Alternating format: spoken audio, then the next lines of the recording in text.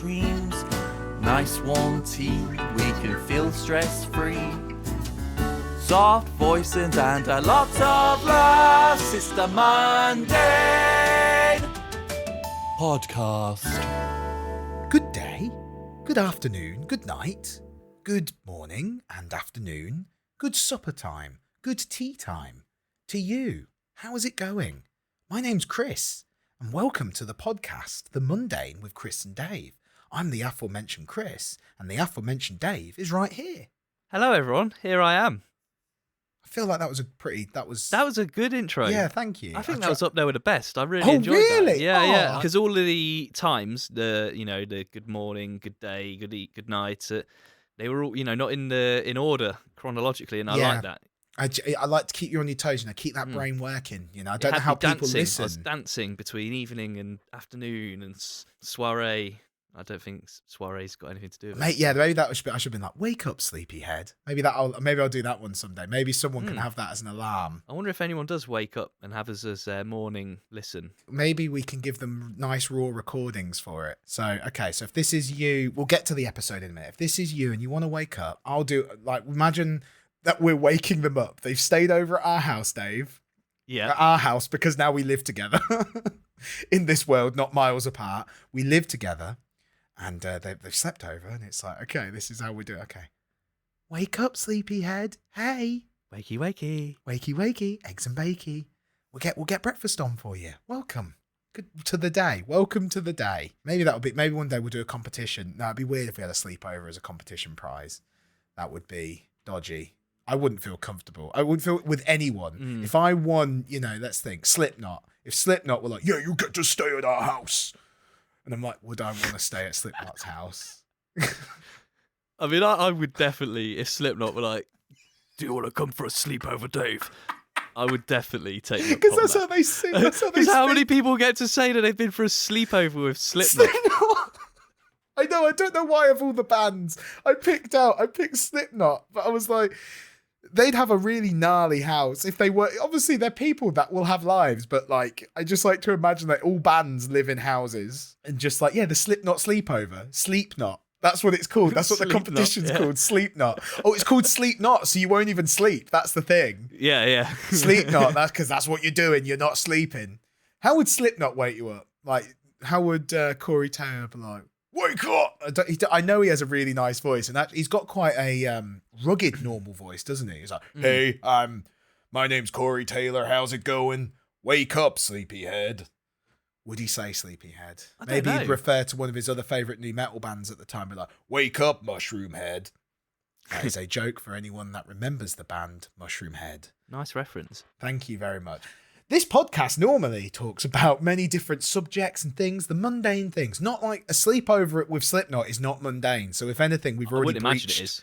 It could end up being disappointingly mundane because I'm sure they're just all quite normal people in the background. But yeah, but do you know what? Even if it was mundane, like you said, having a sleepover at Slipknot's house, having a Sleepknot, it's not a mundane story. Just that, I'm like, hello.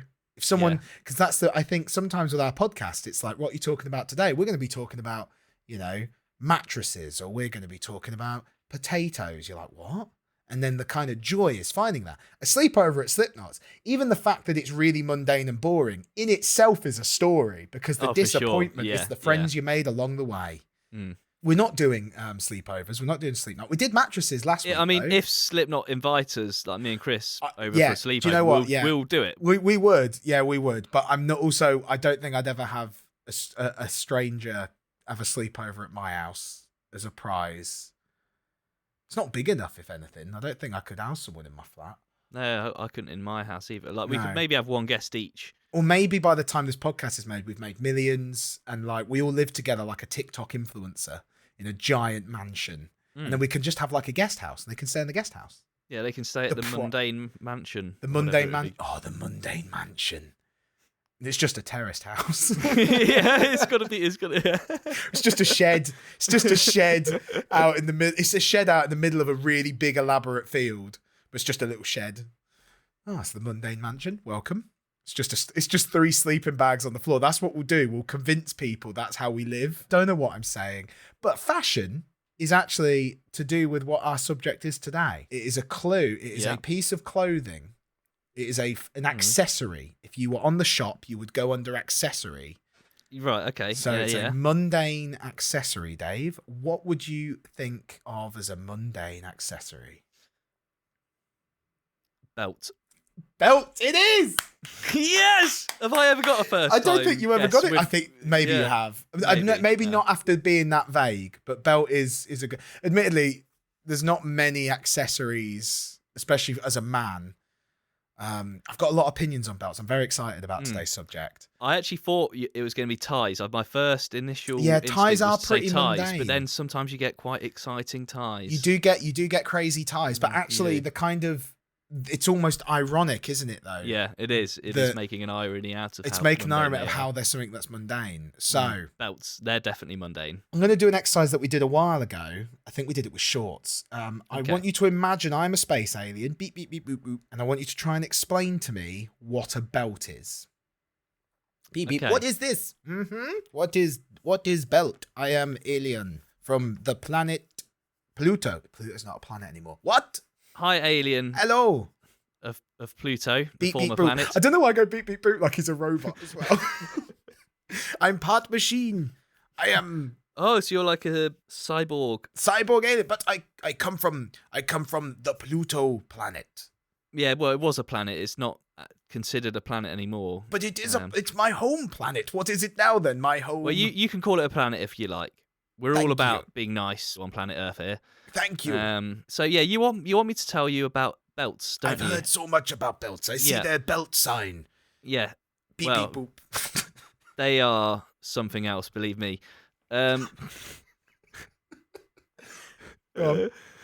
Yes, I'm excited. Something else. Well, do you know what trousers are? Yes, I learned them. They are like shorts, but longer. Yes, and you obviously know all about shorts because you listen to the podcast, don't you? Absolutely, big fan. Yeah. Wrote you many letters, subscribed to newsletter and to your Discord server.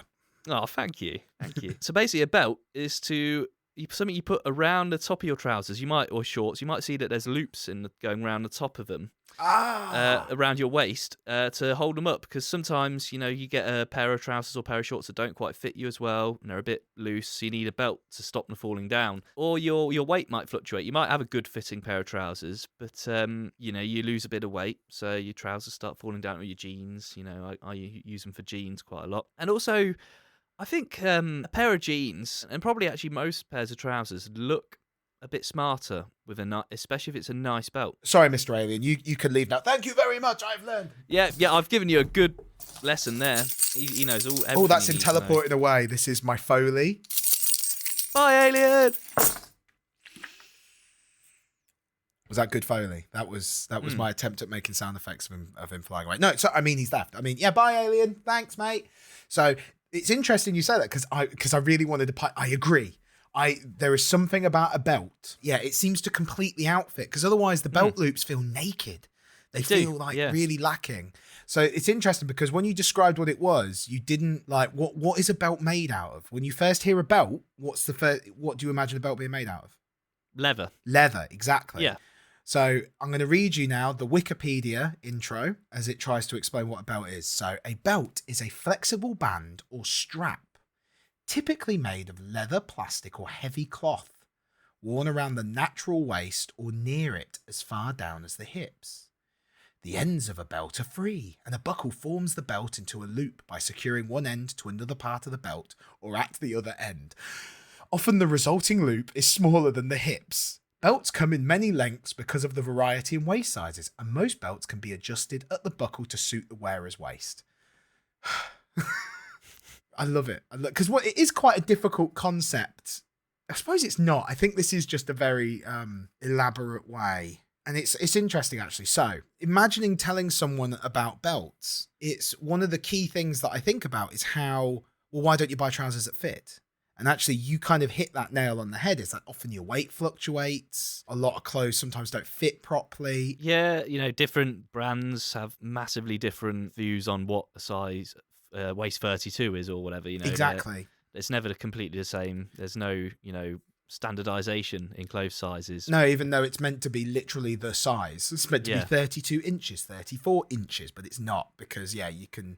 And obviously with women's clothes, it's even more so. With women's clothes, it's just numbers. And over time, it might be 32 inches, but it will probably stretch over time and become 33, 34 or whatever. So, it'll fit tightly initially, but eventually you might need a belt. Yeah, so I did a masterclass with, not like personally, it sounds like I literally went and met this person. I did, like the app masterclass, not sponsored by Masterclass, but if you want to sponsor us, we'll have. Anyway, and it was done. I watched one on fashion by Tan from Queer Eye, and on that he talked about belts, and he talked about why you wear a belt. He goes, but don't ever wear a belt to hold your trousers up, because your trousers should fit. And I was like, okay, but you always talked about them as a fashion accessory, and you have like I said, it just kind of, you bet your trousers look like you've just chucked them on. They don't fit like, when you have a belt on, there's just something about them looking like complete. Yeah, that's the word, really. They complete the outfit. Exactly, but somehow with pockets, if you have empty pockets, it looks fine. Like, if you don't fill your pockets, if I see a pair of jeans that don't have anything in their pockets, that looks okay. A pocket is like an optional thing to use on trousers. And if you're a woman, most of your trousers don't have pockets anyway. I'm so sorry. But as a man, most of your pockets are there. But like, often there's a lot of bulk. And I always think about like, but with the belt loops, you pretty much, to make the outfit look complete, you have to use the belt loops. I always think as well the button of the trousers, and where the part where the two halves of the trousers meet, where the button joins them, just looks better with a belt. Looks better with a belt. I think there's usually a bit of a dip where either side of the trousers meet. Yeah. And so they don't kind of completely smoothly. Yeah, it does. It. Yeah. So interestingly, so unless you are like me and when you wear smart trousers, I wear braces or suspenders, dependent on what part of the world you're in. Because to me, I read a good thing once that said the physics of them make way more sense. If you're trying to carry like a bag, you don't wrap your arms around it. No. If it's got handles, you hold it from above if it's got handles. And obviously, so with the suspenders, the way they go over and the way that, it's like it holds them up. So it makes more sense from a physics standpoint. I never thought of that. I mean, I thought about getting suspenders before, but just to as part of like a smart suit kind of thing. Never considered actually they do the job of being a belt better than a belt does. Yeah, exactly. They do. Yeah. They do the job better, but belts are more common. Because the thing is, I only wear them in smarter outfits because even then I look a bit like a dweeb. They're just not cool enough yet. I'm happy wearing them, although I do get unpleasant, horrible, unfunny people. And if you do this, you are one of those people who just like to ping them randomly, like ha ha ha ha. Like doesn't I'm good at people are going to do that now. They're going to see me, during our sleepover parties at the mansion. They'll be like, ping, because I'll be wearing suspenders then, because I'll be dressed to impress. Do you wear a belt and suspenders? No. It does look silly. I think that looks silly. And actually, belts and braces, they go, we're doing a belts and braces approach. That idiom, a belt and braces approach, that's like you're over preparing, isn't it? You're preparing to the point. And if you're doing a belts and braces approach, for example, for, I don't know, transporting a Fabergé egg, it's, belt and braces safety. You want to make sure under no circumstances that it could break in any, belt and braces. Yeah, we have armed men at the side. We have like, a van full of pillows, which itself is in a giant flotation tank. That's a flotation tank. That is a belt and braces approach to making sure that Fabergé egg doesn't get thick. But having your trousers fall down, it's not a super high risk, really. No. Unless you are at significant risk of being pantsed, then maybe. But even then, if I was wearing belt and braces, you've got if you're at a risk of being pantsed and you need a belt and braces approach, they're just going to ping your braces anyway, because only unfunny, horrible people, pants people, drop the trousers against people's things. Keg them. I was trying to remember the other term. It's keg them. Where did keg come from? I don't know. It's just that was the term I knew when somebody got kegged when we were young, and it happened frequently. That's just what we all called it.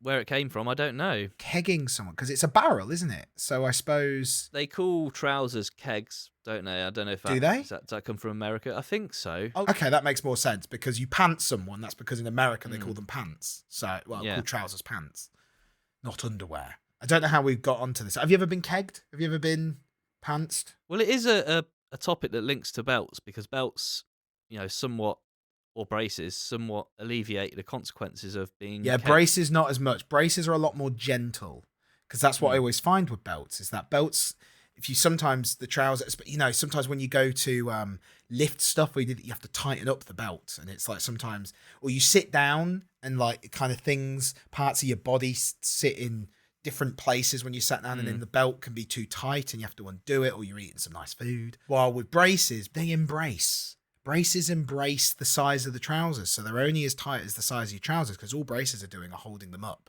gently.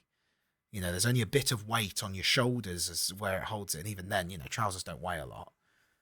I mean, do you know what? I've thought of an invention. If it's Okay. not been invented, then it probably should be. So don't put this on the podcast because it's such a good idea that it will be stolen. Smart belts, because you got smart everything these days. Okay, smart belts. What's a smart belt? It's basically I'm undecided on the material that will actually form the belt itself. It might be some sort of strong elastic, but it's got to look nice. So maybe some sort of leather thing would work, but then it would make what the part of it chunkier where the buckle would be, because there needs to be some more of that. You buy different sizes so that to avoid having to have pointlessly big buckles, because in the buckle will be where it retracts, and you put it on and you can have settings. You use your phone app for it. Oh, okay. So it connects to your phone, so it's got Bluetooth. And you can set like how kind of tight you want it to feel. And you can set it to like auto, and it will like auto adjust throughout the day. Oh, and okay. that kind of thing. Yeah. Okay. Has that been invented? Because I it don't sounds think so. plausible, but actually, like, you know, all joking aside, could be a good idea, couldn't it? Okay, Mundane Industries. Let's get on it. Yeah. Write us a message. We can get on this. You know, if you're a leathersmith or a leathersmith and a digital electronics builder. So yeah, auto adjust. So it's a bit like the coat in Back to the Future 2. Yeah. Because I always remember he puts that on and it's really baggy and it goes and it like sucks into kind of thing. So you're thinking like that, but for a belt. and like isn't it the trainers in Back to the Future, those Nikes? Yeah. That they actually made. They actually made them. Yeah, they yeah. still sell them now. You can actually buy them. They're not just limited edition anymore. I would love a pair one day. I don't like to be a big brand person with all that kind of stuff. Yeah, but no, getting those shoes would be I love cool. Back to the Future, and they are quite cool. Yeah. So yeah, interesting. I like that idea. So yeah, maybe you have like a dinner mode and it like knows to kind of adjust. I suppose it doesn't need to be told by your phone, because like you can have elastic belts that kind of fulfills that sometimes. I have an elastic. I have a belt that's made out of more elasticated material, which is my work from home belt. When I work from home and I want, you know, to keep my trousers to not fall down, but also a little bit of stretchy comfort, I use my elastic belt. They can be dual purpose as well.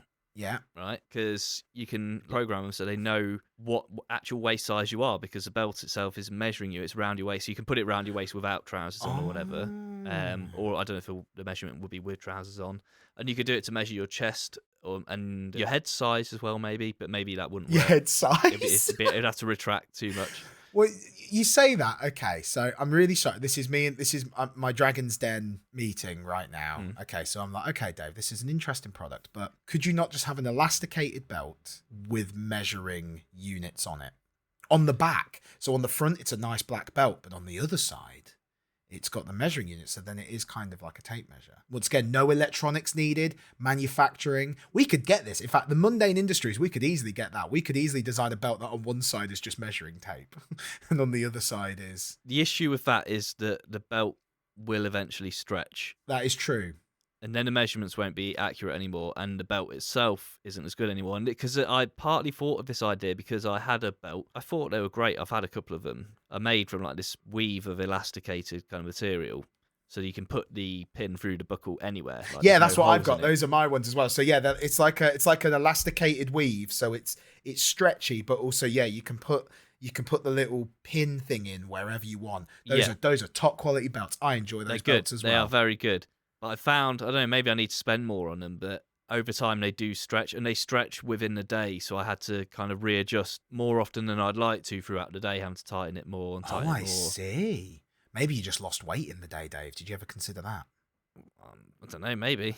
No, I like that. Okay, that's really interesting.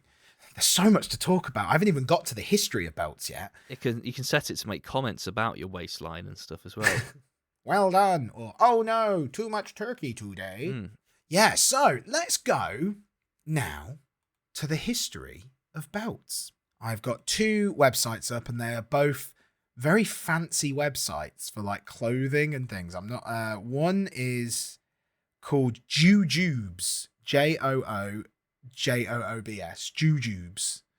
And I'm just going to read you. So once again, we're not sponsored by any of these. I just sometimes just go through if I think. So this is Jujubes' website, and I looked at the about page just to see what they were, just to kind of get context. And Jujubes is a family of leathersmiths who love to create handmade leather wallets. All of our goods are made using premium, full distressed leather, which I know is a type of leather, but I also just like to imagine that the weather's like, Distress, like they've got to put the leather through a stressful time. You know, you've got to throw the leather out the window, threaten the kids. Send it some bills. Yeah, just send it some bills. It's 2022. Rise the energy prices. Rising energy prices, yeah. But like, yeah, exactly. We only craft with this type of leather because of the amazing patina it forms within a few short months of using your wallet. Patina. So yeah, being really stressed, and maybe it's like wrinkles. You know, when you're stressed and you're like making horrified faces, maybe that's what it's doing to the leather. They're ruining this leather's life. But it looks great, you know, it's good leather. You're going to love the patina your wallet forms. Okay, I need to find out what patina wallet. Do you know what patina means? I've only ever heard of it in the context of like pans, cooking pans. I think it means like if a pan's got like a patina on it, it's got like a coating on it to protect the pan. Yeah, patina. So yeah, apparently it's like it's the aging of leather. It's apparently patining. You can get it in copper. You can get it in this, and apparently it's the way your leather ages.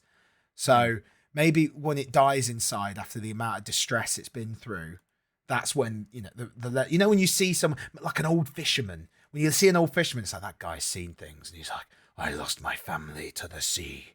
You're like, that is a distressed old man. The patina on his face is fantastic. The only other bit I wanted to say is every item we make is a unique, one-of-a-kind masterpiece. So they that poor leather is going through a lot of stress. They go, maybe each one's got to be different. Like one of them, the family dies in a car crash. And the other one, their family just gets kidnapped and I don't know, and they only send them back once a month. I don't know how that's more distressing. One of them, they just go to Disneyland at peak time. And like the family's screaming. I don't know why it always involves family. Different kinds of stress. Different kinds of stress. Different kinds of distress. Different kinds of leather. Yeah. One of them, they just really love having the heating on, and they only have electric heaters, and then the cost of living crisis keeps on going up. This poor leather. Just one of them, their car gets keyed every time, and they get it polished out, and it just gets keyed again, but only ever so slightly. So it feels like a waste of money to spend the amount of time to get it buffed out. But every time they keep doing it, and it just gets to a point where they're getting really distressed. But the patina on that person's face. One of them spends its entire life in a traffic jam.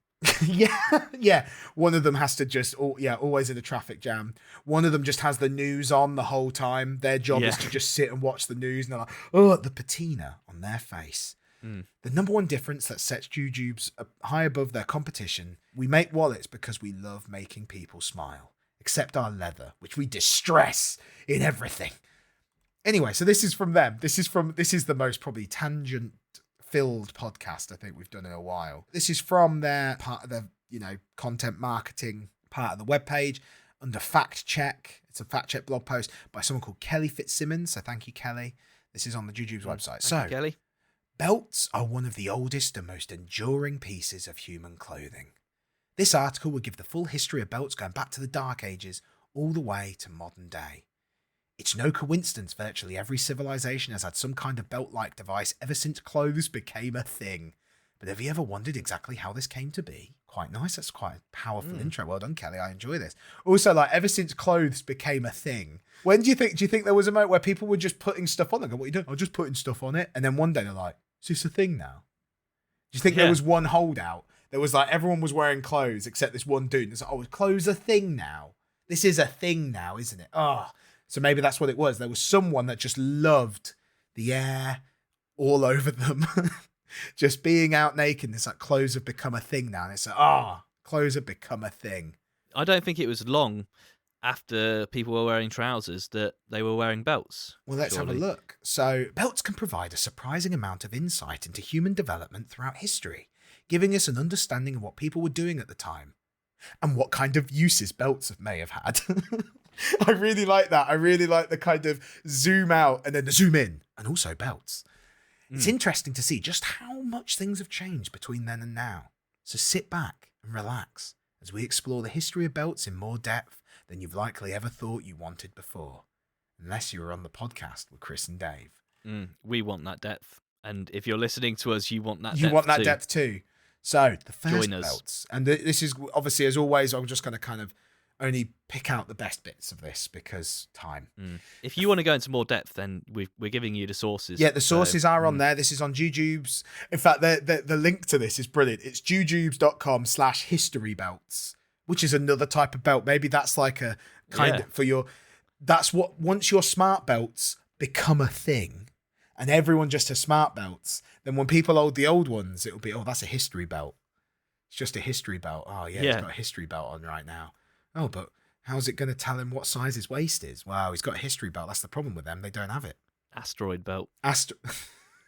So the first belts in history, back to belts, the first belts in history were found to be worn by people in the Bronze Age, anywhere between 3,300 and 1,200 BCE. So I'm guessing that's like before, yeah, obviously. I always remember that like that's how we look at years, but I also because like, you know, BCE and then AD, I always think about it like, was there just like a point where people like the years were counting down and people were like, what's going to happen at 0? I'm in year 10 and next year's year 9. What's going to happen now? But actually, I keep forgetting that, like, no, it's just the way we look at years. Yeah, they had something different going on back then. So yeah, belts have been around a long time. While certain belts may have been made of leather, most were more akin to lengths of cord or string at the waist to secure the trousers. Have you ever had that? Have you ever made a string belt?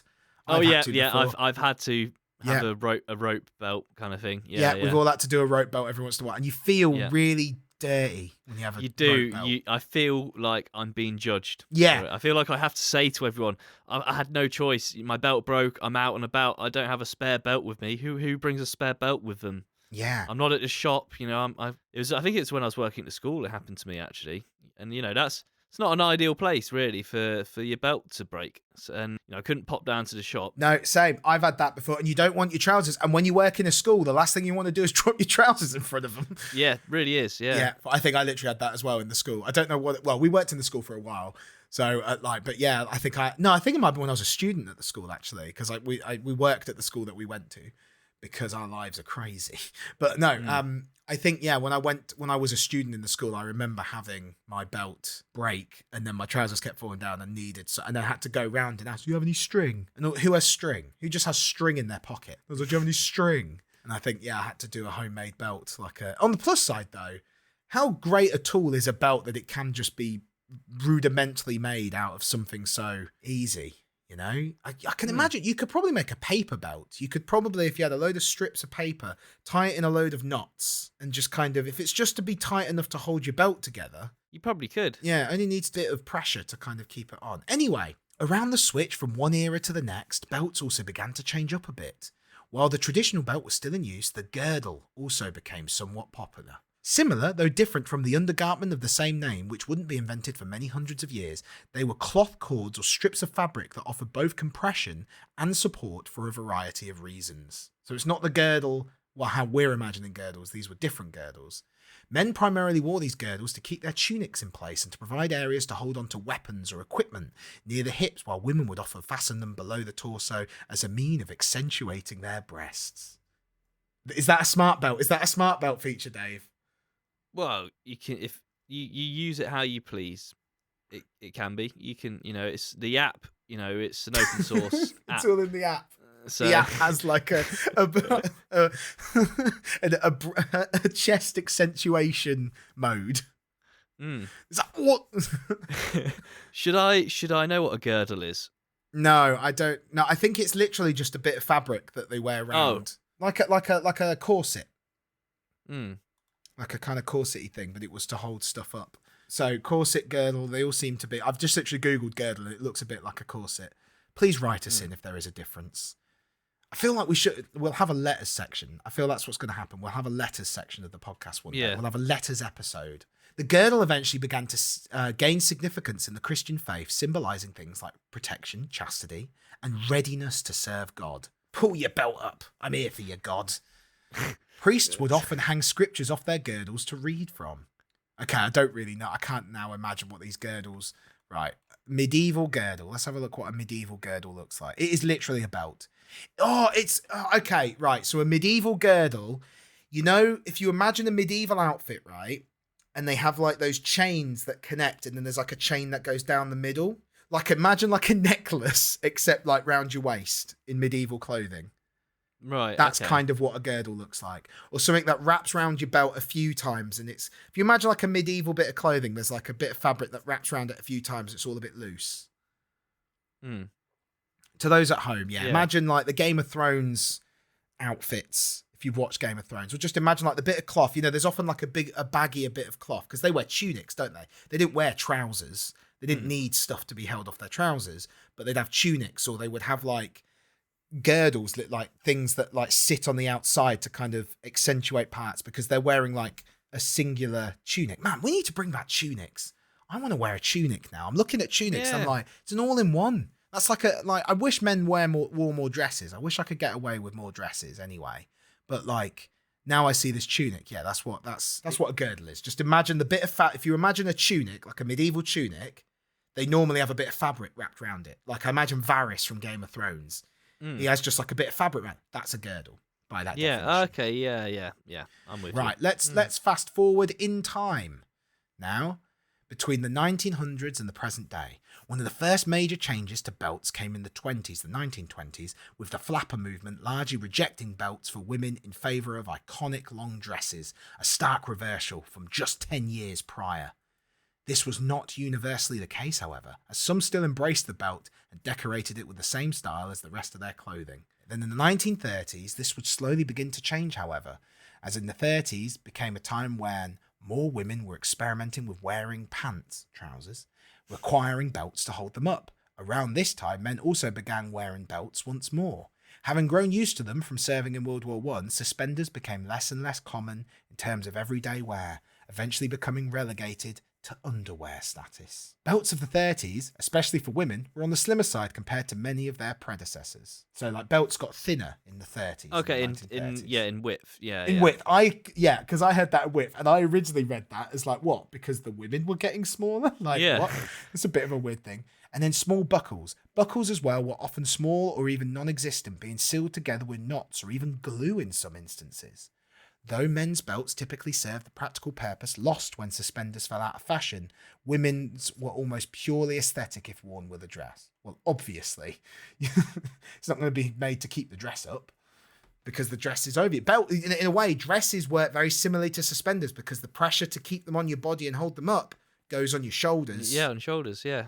Unless you're wearing a strapless dress, but a strapped dress is built on once again the physics of being held by your shoulders as opposed to by wrapping it around your waist, unless of course you wear a strapless dress, at which point it's exactly the same thing, which is why strapless dresses I imagine are quite fraught. I'm not going to talk about how dresses fit because I'm like I know anything, because I don't. Yeah, I can't pretend to know anything about that. No. No. So let's not. Yeah. Maybe we'll get someone on. Maybe we'll do a follow-up and we'll get someone on. If you have an opinion about wearing strapless dresses, is there a risk of like them falling down? I suppose if you're kind of endowed in that area, maybe it's a bit easier or maybe more difficult. Like, but then it's like keeping them on. Like, please write us a letter on a postcard. I should at this point say I'm in the market for a new belt. Oh, okay. Having had the stretchy interwoven elasticy ones for a while, I wanted to try a classic leather one again to see if it, I could get around the fact that I didn't want to have to keep adjusting it throughout the day and tightening it up bit by bit. And I got one from Tesco's. I just went for I didn't go for the cheapest and I didn't go for the most expensive. I went for, I think it was about... how much is a Tesco expensive belt? Do Tesco have is it a Tesco Finest? Do they have Tesco's Finest belts? No, I don't think they have like a finest range in the clothing area. Not that I've seen anyway. I think the expensive ones were maybe £20 to £24 or something like that. Wow, that is a lot for a belt. And the cheap ones were something like £6 or something. So you went, and how much was your one? It was about £12. Oh, okay. So proper dead middle. Okay. Yeah, basically, yeah, near enough dead in the middle. Yeah, and it, did the job fine for about, I'm guessing here, but it wasn't very long. About 6 weeks, 8 weeks. 6. That's And not then the buckle just broke and part of the reason it was a reversible belt, and I should have seen it coming, and you could turn the buckle around. I was just about to say, I have a reversible belt. I do Hmm. like my reversible belt for that exact reason. Yeah, one side is brown, one side is black. You can just just like that. It was brown and and and the black. buckle itself is on like a little turny thing, isn't Yeah, it? and that turdy thing wasn't very strong, Oh. and it broke just whilst I was just wearing it, doing something else, and it just broke randomly.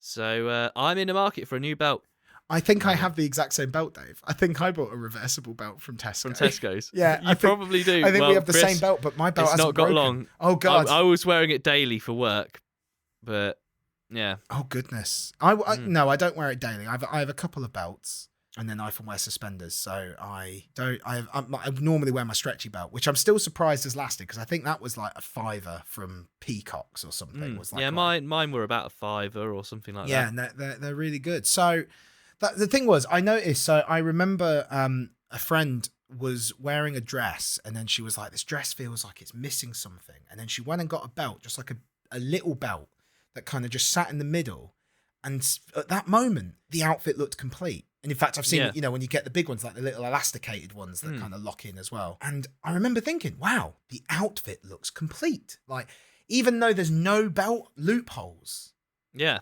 just having that middle part just really kind of accentuate, because otherwise it almost, I suppose it keeps it to the form as well, kind of makes it keep the shape a bit more if you want it to keep your shape a bit more.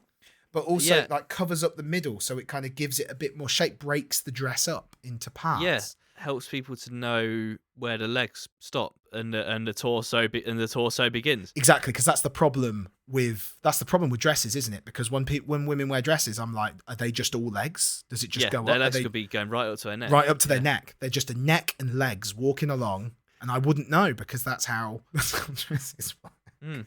Next time I see someone in a dress, not with a belt on, you're gonna be like, I'm gonna picture that.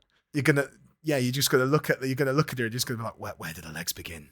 Yeah. Is it just two arms stuck to some hips with a neck just dobbing about? You don't know. I'm not saying to be suspicious of people in dresses, but if you are all legs, got a belt round it. Yeah. Also, if you are all legs, that's not a problem. It's okay. No, yeah, we accept everyone. you. You're allowed to be all legs. It's not your fault if you were born just being legs and a neck and some arms. Torsos are overrated. I spend a lot of time thinking about my torso. It's not good. I keep trying to lose weight, and it's like, if I didn't have this torso, if I was all legs, but actually torsos are overrated. I think like if in a world without torsos, we would be a better.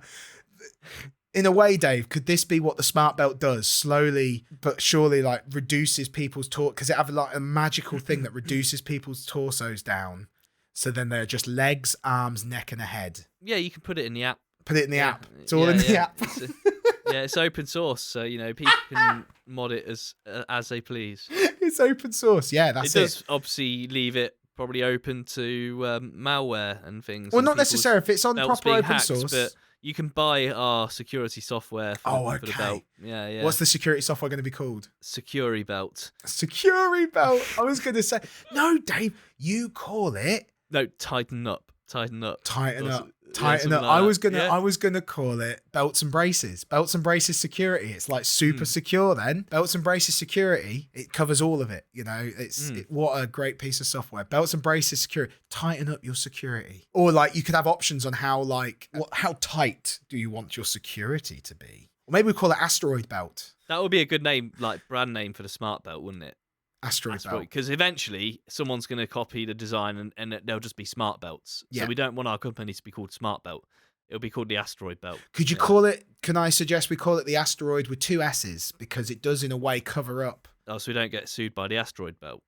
What, like asteroid belts in general have lawyers? Well, I don't know. There might be people that live in the Asteroid Belt or aliens that live in the Asteroid Belt. Oh, wait. Feel very strongly about... It is me again, the alien. Hello. I have heard that I am from Asteroid Belt, and I have heard copyright. I am calling my space lawyers. I thought you were from Pluto, Mr. Alien. My business is set on the asteroid belt. Beep, boop, boop. My business is set on the asteroid belt. Beep, beep, boop. And I own the copyright. I live on Pluto, but my business, where I live, my business, I live my business. I don't know, in Earth language, it's different, but we beep, beep, boop on asteroid belt, and I own copyright trademark on asteroid belt. Well, I'm going to put an extra D on the end of asteroid then. Okay, then. That's okay, then. With that, thank you for the entertainment and enjoy. Like and subscribe. So there we go. Yeah, we'll call it asteroid belt with 2 Ds. Yeah. That settles it. I'm just going to put my keys down. Sorry, everyone on the noise. There's no way of putting keys down quietly. There's just no... Do you have your keys on the table as well? I do, yeah. I mean, isn't that just what we do? What we do as humans. We have our keys and we put them on the table. Near where your microphone is. Right in if you have keys and you put them on the table. And I guarantee you we're about to get a lot of letters, Chris. If you want one of those, then do get in touch. Yeah, get in touch. If you're an inventor that can make it happen. Yeah, invest, or an investor just want to invest some money into the asteroid belt. Get in like that. Okay, so I think this is it. I think we've come to the end. We've covered it quite comprehensively. I feel so. We've actually started inventing a new kind of the thing we're talking about, and that's a level of depth that I think we've not really gone into with other things. We haven't invented a new brick, for instance. We did try and invent our own brand. Well, we did try and design our own brand of wallpaper borders. We did, actually. Yeah, that's true. So maybe that's what's happening. What's going to happen is slowly but surely, each episode is going to be us slowly coming up with a new invention until eventually all of our branding, the mundane industries, is literally a giant industry. And will be huge. Yeah, will be huge. And it will be that. So, that was a belter. That was a belt. Have you been saving that the whole time? It came to me about half an hour ago or something like that. And I was like, yeah, I've enjoyed it. I enjoy that. Well, I hope you at home have a belter of a day, and I hope that or I hope you've had a belter of a day. If you want to wear suspenders, or if you see someone wear suspenders, don't ping them. But if you want to wear suspenders, like I said, I think they are a lot more comfortable. If you're having an elasticated belt kind of day, a leather belt kind of day, a smart belt asteroid belt kind of day, or just a suspenders sort of day, or even a belts and braces kind of day, I hope that it's still a good one. And just know that I love you. Yeah, I love you too. And we'll be here soon. I don't know how to end the podcast, Dave. In like some slightly creepy way. Like, we'll be back in your ear holes soon, shortly. Or bye. Bye. Or... And so on that note, if you've had a belter of a day, or a suspenders kind of day, or an elasticated belt kind of way, or a asteroid belt patent pending kind of day, I hope that means it's been good. I hope whatever kind of day it is, it's been a good day. And just know that I love you. I love you too. Thanks, everyone. Thank you so much for listening, and we will be here again soon. Take care. And Dave, I love you. I love you, Chris. And I hope you all take care, and goodbye. Bye. It's the Mundane Podcast.